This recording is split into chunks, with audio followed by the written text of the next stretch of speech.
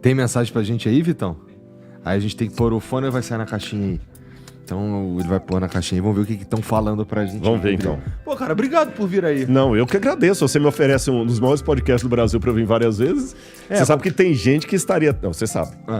Tem gente que estaria até querendo pagar pra estar aqui. Ah, tem sim. Mas E eu nunca paguei, viu, gente? Como Pelo eu tô- contrário, já ganhei muita insider, menos hoje, mas tudo bem. quando eu tô... especialmente agora que eu tô querendo... Eu tenho lido e estudado mais sobre espiritualidade, sabe? Porque, bom, tu sabe que eu tive eu venho de minha mãe é evangélica, Minha mãe, eu ia pra igreja com ela bastante e tal, e eu nunca deixei de acreditar em Deus, mas eu comecei a duvidar que aquele era o melhor caminho, você entende? Entendo.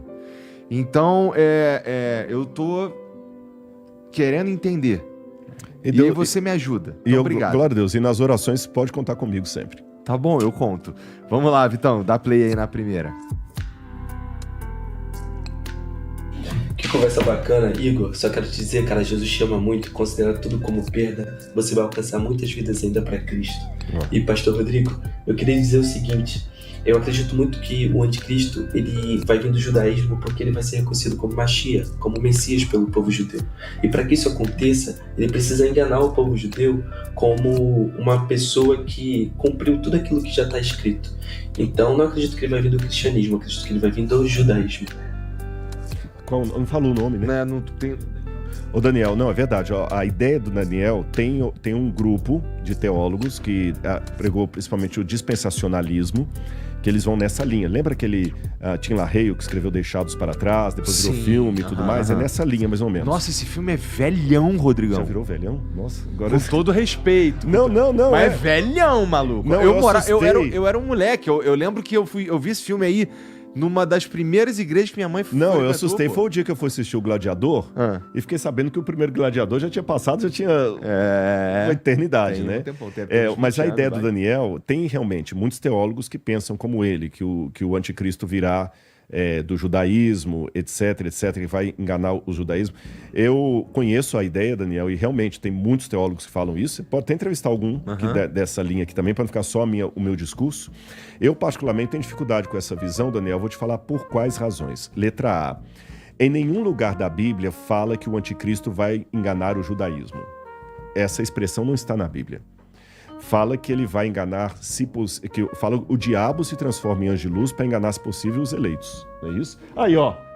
Quem que eu tava falando antes aqui? Tava falando do Serjão aí, ó. Dá um salve aqui. Não, dá um salve aqui. Aparece aqui comigo, do meu lado aqui, ó. Grande Rodrigo. Eu te E aí, critiquei cara? aqui. Como você tá? Falou bem de tu aí, cara. Defendi. Demais. Você tá Galera, bom? ó, um dos maiores corações aqui, ó. Nossa. Do Brasil, hein? Do Brasil aí. Nós Você temos tá um bom, negócio aí, cara. Obrigadão Não. por tudo aí, viu? Você sabe, tamo junto. Demais. Junto e misturado, Um Sérgio. abraço aí. Obrigado. Ele falou algo semelhante de tu, Serjão. Sem combinar. Sem combinar. Falou. Valeu. Mas então, Daniel, como eu estava falando, não existe na Bíblia nenhuma coisa que fala assim, o anticristo vai enganar os judeus. Ele vai enganar o mundo inteiro, não é os judeus.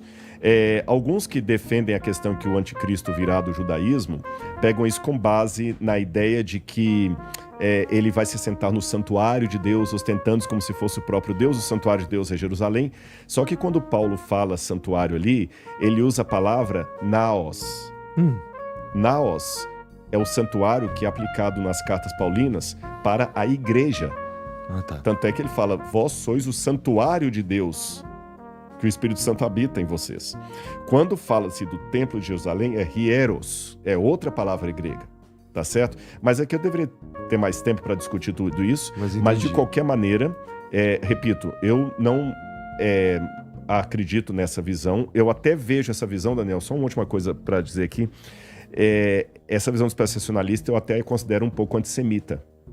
Por quê? Essa visão, ela coloca que a igreja vai ser arrebatada e os judeus vão ficar para trás para apanhar na mão do anticristo, sabe? Então, quer dizer, Coitado dos judeus, de novo perpetuando aquela questão que o judeu tem que sofrer mais do que todo mundo. Então eu não gosto desse negócio. A igreja vai ser arrebatada, os judeus vão ficar para trás, para aprender a lição. Eu vejo um grande, ainda que inconsciente, um grande teor antissemita nessa visão dos judeus deixados para trás na mão do anticristo. Mas respeito quem pensa assim, Daniel. E realmente, você não está falando besteira do ponto de vista que tem muitos teólogos que falam o que o Daniel está falando, outros falam o que eu estou falando. Então há as duas visões no cristianismo, até mais de duas.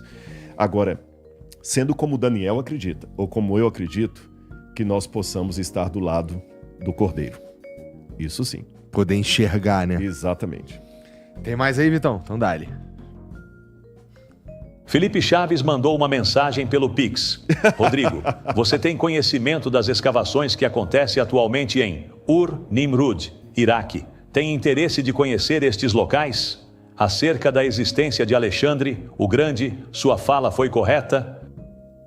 Sua fala foi correta acerca de Alexandre o Grande, aparentemente. Eu não sei se ele está perguntando ou está afirmando, né? É porque aí o Silvio Santos não deixou muito claro. Não deixou muito claro, viu? Ele tá perguntando. Tá bom. Vamos lá. Com relação... Primeiro falar de Ur, né? Eu tenho vontade de ir ao Iraque. Do meu mapa do Oriente Médio, faltam 2 países para eu conhecer das terras bíblicas ali. Síria e Iraque. Os demais eu já fui todos. Tem o Iêmen também, que tem alguma coisa ali no Iêmen e a Arábia Saudita.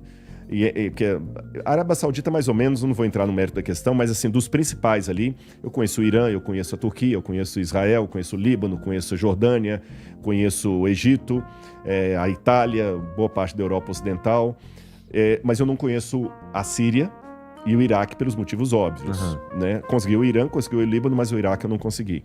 Mas eu tenho muita vontade de ir lá sim, de visitar os sítios arqueológicos lá de Ur, inclusive há mais de uma proposta. Eu acredito que Ur está lá no sul, perto do Golfo Pérsico, mas há outros que pensam que Ur podia ser uma outra localidade, mas está na minha dream list, sabe? Dream wish. Com relação ao Alexandre o Grande, eu não sei bem, porque hoje eu acho que eu não mencionei sobre Alexandre o Grande não, aqui, também. né? Mas acontece o seguinte, o Alexandre, ele deve estar se referindo a uma coisa que eu já falei em outros lugares, que nós não temos nenhuma prova arqueológica definitiva sobre Alexandre o Grande. O que eu tenho sobre Alexandre o Grande são todos dados posteriores. Por exemplo, você tem as moedas alexandrinas que foram cunhadas depois da morte dele. Então não são prova arqueológica da existência dele. Nós não temos prova arqueológica que Alexandre esteve na Índia. Eu ia falar China, ó. Que Alexandre esteve na Índia. Pelos relatos ele esteve. Mas nós não temos nenhuma prova. Se eu não me engano, a biografia mais antiga de Alexandre, salvo engano, é a Vidas Paralelas de Plutarco. Eu não sei se tem alguma anterior a Plutarco. E essa Vida Paralela de Plutarco foi escrita séculos depois da morte de Alexandre. E nós não temos nenhuma cópia perto da original, cópia de 1000 anos depois. Então, realmente, nós não temos muitas evidências arqueológicas de Alexandre o Grande. Isso é interessante, não sabia não. E não é só de Alexandre não, de várias coisas. A pessoa ridiculariza a Bíblia, mas do ponto de vista do peso na balança, eu tenho mais provas arqueológicas em relação a personagens bíblicos do que a muitos personagens da história geral. Por exemplo, o próprio Pitágoras. Já não tem nada dele, só fragmentos e nem sabe. O Pitágoras, por exemplo, já é mito falar que ele é o pai do teorema dele, porque ele já foi aplicado por Imhotep lá no Egito, na primeira ou na terceira dinastia, na quarta dinastia, na terceira dinastia, na construção da pirâmide. Como era o nome do cara? Imhotep. É o igual mesmo nome do filme da Múmia? Exatamente. Caralho. Só que ali eles dão uma viajada maionese, que o Imhotep do filme da Múmia é contemporâneo dos hebreus. Porque tem um episódio lá que ele reconhece a língua dos escravos. Né? É verdade, Mas o Imhotep da história viveu na época do faraó Djoser. O faraó Djoser foi da terceira ou quarta dinastia faraônica. Tá lá atrás, 2300 a.C. Começo. 1000 anos antes. Entendi. Tem umas paradas que deve ser maneiro saber, né? Cadê, Vitão? Taca mais aí. Mas a Jadiel mandou uma mensagem pelo Pix. Rodrigo, queria saber se na Bíblia explica por que Deus deixou que nós, filhos de Adão, carregasse o pecado da desobediência de Adão e Eva. Não seria mais justo só eles terem o castigo pecado? Boa pergunta. Quem fez mesmo essa aí? Jadiel. Boa pergunta, Jadiel. Eu vou responder com uma outra pergunta. Seria justo Jesus carregar o pecado de toda a humanidade, sendo que ele foi o que não teve pecado nenhum? Porque mesmo que eu carregue a coisa de Adão, mas eu também tenho meus pecados, Jesus não tinha nenhum, e ele carregou. Então, de fato, não é justo, como também não é justo que Jesus sofresse na cruz do Calvário. Sabe o que eu penso sobre isso? Para que isso não perpetue, ele morreu no nosso lugar. Eu não sou teólogo, nem pastor, nem nada, mas o que eu penso sobre isso aí é, bom, se Deus é tudo, se Deus sabe de tudo, se Deus lhe conhece tudo, porque essa é uma característica de Deus, né? Conhecer tudo. Então, de certa forma, tudo que aconteceu, desde o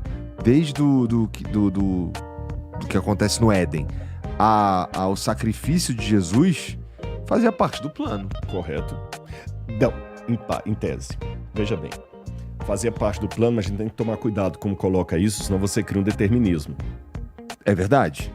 Deus queria que Adão pecasse, Deus queria que Jesus morresse, não. A mente de Deus ninguém prescruta, a gente não sabe como é, tá certo? O fato é que, uma vez que a coisa aconteceu, Deus tomou providências para remediá-la, e a providência que ele tomou foi ele mesmo, na pessoa do seu filho, né, na segunda pessoa da divindade, da Trindade, assumindo a culpa no lugar do pecador. Então, eu, de certa forma, a fala do Jadiel, emocionalmente, fala assim, pô, mas sacanagem, os caras foram comer lá e eu tô me lascando aqui hoje. Só que quando eu olho em redor, eu também fiz muita besteira. Ele não fez nenhuma. E ele pagou um preço para que esse incômodo que eu tenho hoje não seja perpétuo. Tem data para acabar. Tem data para acabar. Pois é, né? Se a gente começa a pensar que tudo faz parte do plano e estava tudo previsto desde a formação... Porque assim, que nem pensar o que vem antes, né? Não sei o que vem antes, mas se tava tudo mesmo desenhado, afinal ele sabe de tudo, é porque é muito difícil a gente começar a imaginar o que será que passa pela mente. Não, a mente de Deus ninguém vai. Isso é bobagem tentar entender. A gente não vai nem alcançar qualquer coisa a gente falar, que mesmo da realidade da Terra, é o que Jesus falou de novo, eu vou tomar o Nicodemos. Nicodemos, eu tô falando das coisas da Terra, você não tá entendendo, quanto mais do céu. Eu não consigo explicar a física quântica. Eu não consigo explicar, nem o maior teórico físico consegue explicar a física quântica. Como é que a matéria aparece aqui, desaparece lá, e com seu olhar ela modifica e tudo, a matéria fantasma, né? Que é o observador. Que é o observador, né? O cara não consegue explicar a física quântica, então a mente de Deus, eu prefiro falar, como a Bíblia fala, as coisas encobertas pertencem ao Senhor, as reveladas pertencem a nós. E por que eu creio em Deus mesmo tendo coisas que não estão reveladas? Pela mesma forma que eu acredito nos físicos quânticos, mesmo com um monte de coisa que não está revelada. Ou seja, o físico quântico já me deu provas que ele não fala bobagem. Então, mesmo que eu não entenda tudo, ele já tem lastro para eu confiar no que ele fala. Deus já deixou lastro na história para ver que a Bíblia não fala bobagem.